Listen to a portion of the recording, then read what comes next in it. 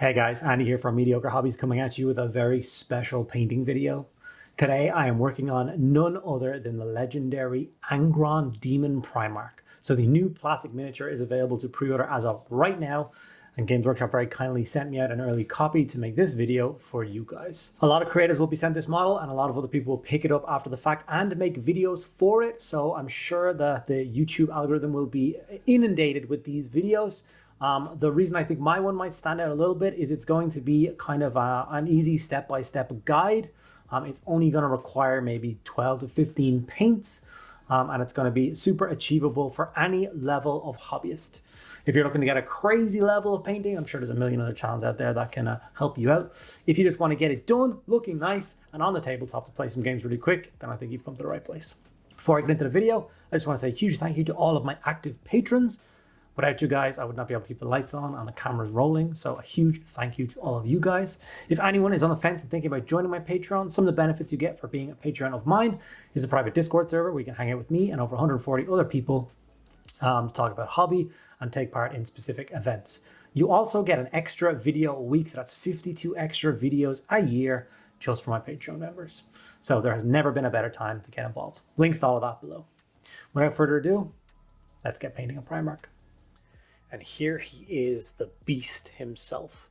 So I built the model in its entirety, no sub-assembly, no nothing, sprayed it black and then gave it a spray of grey Seer rattle can as well, getting it ready for the contrast stage of painting. Like I said in the intro, this model is the painting scheme I'm going for in this video is to help people of kind of a lower standard of painting to overcome their fear of something as scary as a Primarch, to get a really nice result using really simple techniques and get something on the table that they're proud of. So the first paint we're going to use is Fleshed Hair's Red Contrast, and we're going to apply this to all of his skin. Now I recommend fully using a reference picture for this stage so you can see which parts are skin. There's lots of little bits of red that are showing through armor panels and stuff that it's kind of handy to use the pictures online to spot them all.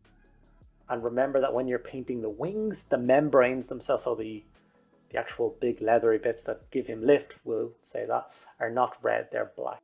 So don't paint the whole wings red unless you want to change it up and do them red, that's up to you. But yeah, contrast, Fleshed Hair's red all over the skin. It's a fairly simple step to go with. I'm being a little bit more careful here with my application of it, trying not to hit any of the other parts. It doesn't really make too much of a difference because everything else is going to either get a darker contrast like black, or is going to get a base coat of a base paint, which will give great coverage, which will cover up any mistakes. The only things I would try and avoid are things like his teeth and any of the skulls and bones and stuff hanging off him. That won't be easy to cover with the skeleton contrast paint. So here's all the red done. As you can see, it's not actually as much red as you would have thought would be showing on him. That's why I suggested using the reference picture. I was surprised at how little red it seemed to be. And it actually changed up my decision on painting later on in the video, but I'll describe that when I get to it. The next thing we jumped over to was Contrast Black Templar. We applied this to all of the bits that we need to be black. So all of those kind of flappy bits of the wings, the ones that go between the red membranes, are going to get a nice coat of Black Templar. Then all of the cables and stuff connecting his armor panels to all his inner body, basically. The handle of his sword and his axe are black. And there's like little tufts of fur sticking out everywhere. You can see one now just above where I'm painting, coming out of like his forearm. Get those black. And then there's all of the kind of leather straps and tassely bits coming out from his shoulder pads and his other armor panels.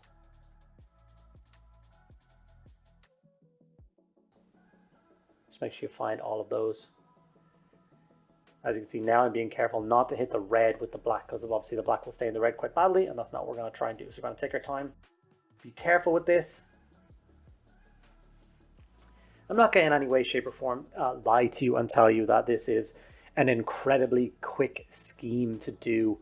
Whenever I do say that in a video, I do genuinely mean it, but this guy did take me basically 2 days of painting.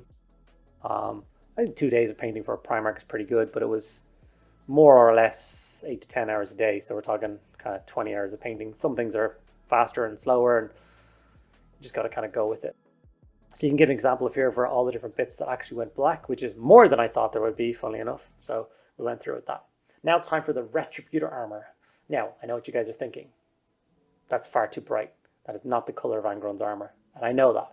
Just trust my lunatic process. I promised you the results speak for themselves. I have a weird process, and this is just go with it. So we're going to apply Retributor Armour to every single armor panel on this entire miniature. And by the way, it's a lot more than you thought it was going to be. He is, in fact, completely covered in armor. He is, I think, the most armored demon Primarch I was expecting. Here he is with all of the gold applied. And as you can see, it is far too bright. It does not look correct. It looks kind of awful. But don't worry. Just please follow through.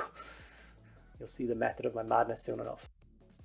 Okay, after you get all the gold done, we're going to go over to Leadbelcher and get the base coats on all of the silver metallics. So that is the haft of the axe, the teeth of Gorefather,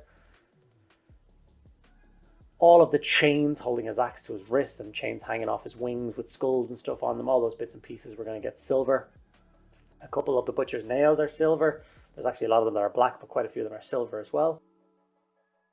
And then all those leathery tassel bits that are coming down from his shoulder pads and stuff have kind of silver. They look like spear tips kind of hanging down, but they all go silver as well. And that's what I was talking about. I was using the reference picture to find all those bits that need to be silver and getting them done. After that, a quick coat of skeleton Horde on all of the bits of the miniature that need to be bone. So his trophy racks have got skulls all over them. He's got a mouthful of sharp teeth. We're going to do skeleton Horde on that. And then a bunch on his base. I'm not going to go into detail on how I painted the base in this particular video. Everybody's bases are going to be different depending on how you want to base your world leader. So there's not much point in you showing me how mine are going to look. So with the skeleton Horde applied, that's actually all the base coats on the miniature. I've applied 5 paints. And now I'm ready to shade the miniature. And for that, I'm going to use the new Berserker Bloodshade, which is a kind of a red tinge shade. And we're going to apply this to the entire miniature, every single part, except for that sword. We'll get to that sword in a minute. I made a mess of the sword, and by the mess I mean I forgot to record part of the sword, and I kind of changed my mind on what I was going to do with the sword, so I will talk you through what I did in the end. But yeah, Berserker Bloodshade on the entire miniature minus that sword blade. This will take a little bit of shade and a little bit of patience, but when it's applied and fully dried, it will look something like this. While I was waiting for the shade to dry, I did actually go ahead and base the miniature up. And I think the Berserker Bloodshade did wonders for this model. I think the gold looks fantastic, the red, the black, it all looks really, really good.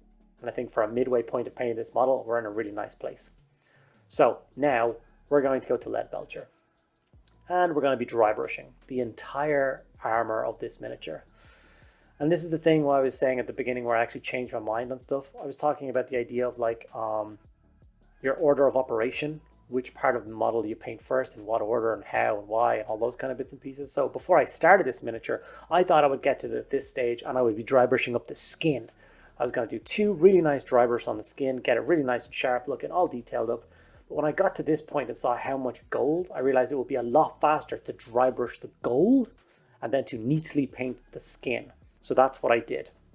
So a Leadbelcher dry brush all over the gold is going to just switch it from that kind of tinted gold to a really nice brassy color. You can see here the forearm armor, which has been dry brushed, and the shoulder pad, which hasn't. And you can see the absolute colossal difference in it. And it does change it from a gold to a brass. This looks like you've spent a lot of time and effort doing this to the armor, but in fact, it only took a kind of 3 to 5 minutes to do on the entire Primarch. And when it all dry brushed up, the armor looks like this. And I think it looks amazing. After that, we're going to move on to Eshin Grey, and we're going to be dry brushing this again with those big brushes.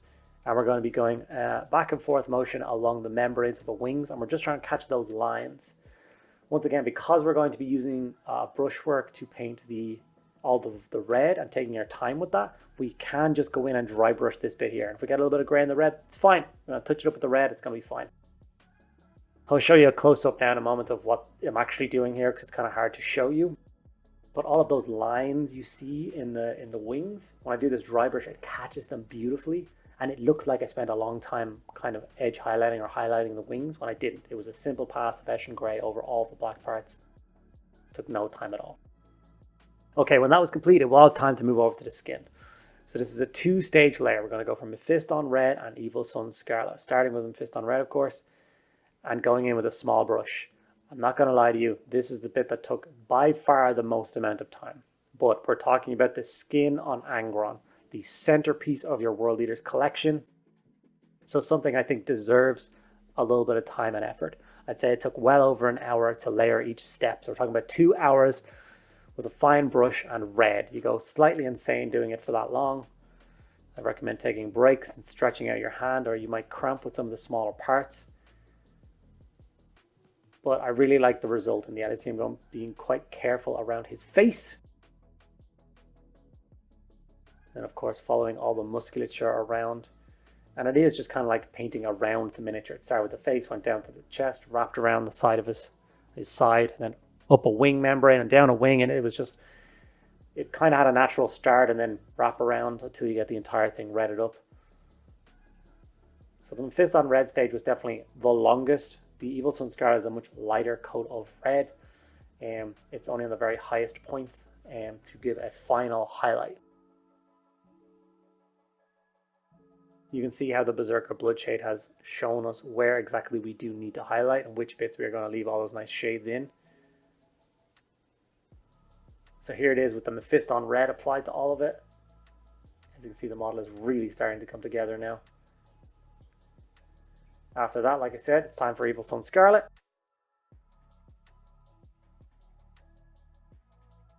And we're going to take our time and do the exact same thing, except as you can see, I'm moving a lot faster because I'm not trying to paint nearly as much as I was with the Mephiston Red. This is just a few dot line highlights, that kind of thing, on tops of cheeks, tips of nose, eyebrows, that kind of thing, horns. And then when it gets around to big muscle groups, it's just kind of hitting the tops of them with a little highlight. This will make the red of Angron really pop.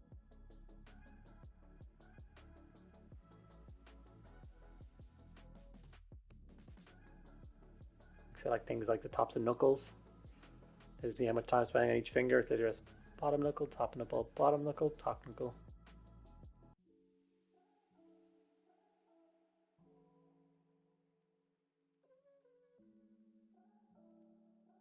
Okay, after we've done all the layer work on all the red, it's time to go back to that Corvus Black. And this is where we're going to layer up all the other black parts. Obviously these would have gotten a lot of unwanted attention with that silver dry brush on the armor, but that's okay. This is a very quick step to go in and tidy up all those leather tassels and the handles of both weapons with a bit of black paint. As goes the other sword, I was trying to, and I've done it in a video before where I try and go the natural. As you can see, I was starting to do it here. I hate painting fire properly. So some Ushabti Bone, we're going to do his teeth and the skulls on the entire miniature. So like I said, the fire, I do not like doing the way it's supposed to be. So with natural fire, the brightest point is the center. So you should start with white, then go to yellow, then go to orange, then go to red, then go to black. But I just don't think that looks nice painting. So I did try and do it the way that you're supposed to. And I've said it before, I don't like that. I always do it the opposite way and I think it looks better. So I basically scrapped what I did here and I basically started with Mephiston Red, then went up to a bright orange, Fire Dragon Bright. Then I jumped up to Uriel Yellow, and then I jumped up to white. And all I did was, the red was a solid coat, and then I dry brushed the rest, getting lighter and lighter as I went. And I hit the sword as I was going on. I went up the edge of the sword with each color, and just gave it this kind of bright, glowy fire effect. And I think it looks really cool. You will see it just appear, there it is there, the finished sword. And in fact, a finished Angron. This took 15 paints and 2 days to paint, and I am absolutely delighted with the result. I think he will definitely be proudly placed in front of my new World Eaters collection, and hopefully see a tabletop very soon in a battle report.